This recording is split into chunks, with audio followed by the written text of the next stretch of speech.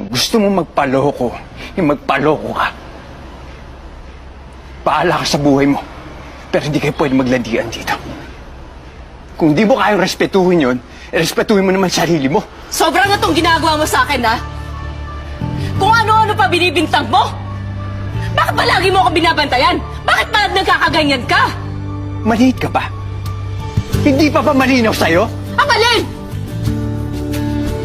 Alin ang malinaw? Alin? Malabo ang lahat! Malabo! Dahil kaya ako ginagawa to. Dahil ayoko itong ginagawa mo sa sarili mo. Eh ano ngayon sa'yo? Bakit ba lagi mo akong pinakikalaman? Yung kilos ko, yung galaw ko, yung Pinakailuan nga kita! Bakit? Hindi mo naman pera sinusugal ko ah. Eh, sinusugal mo galing din sa kotong eh. Kaya nga kinakampihan mo si Cardo. Dahil pareho kayo ng dilensya. Oy. Hindi ko tong komisyon. Komisyon. Eh, pati magbabalot at magtataho naglalagay sa inyo eh. Komisyon. Sino may sabi sa'yo? Yung mga taga rito. Tumigil nga kayong dalawa! Kung gusto niyo magpatayan, doon sa baba, doon mga kutsilyo. Sige! Di na kailangan na eh. Ito balisong. Inayo! Ano ba kayo? Tama na! Ano? Ninervis ka no? Pikon!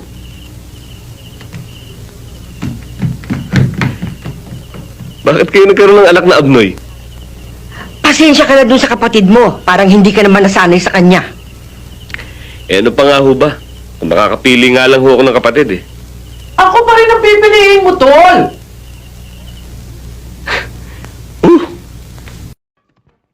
Mambadong!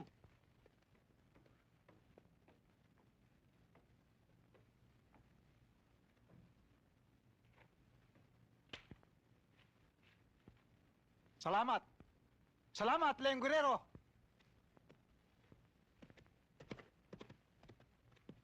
Nena?